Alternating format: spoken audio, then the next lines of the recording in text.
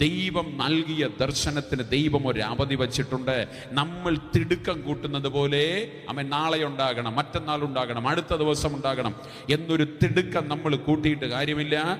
ദൈവത്തിന് ദൈവം വച്ച ഒരു അവധിയുണ്ട്. ഹല്ലേലൂയ.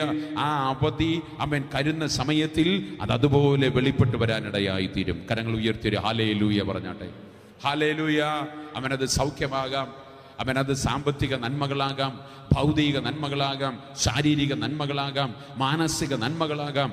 ജീവിതത്തിനകത്ത് ഏത് തരത്തിലാണോ ദൈവം നിങ്ങളോട് വാഗ്ദത്തം ചെയ്തിരിക്കുന്നത് ആ വാഗ്ദത്തത്തെ ദൈവം നിറവേറ്റാനിടയായി തീരും.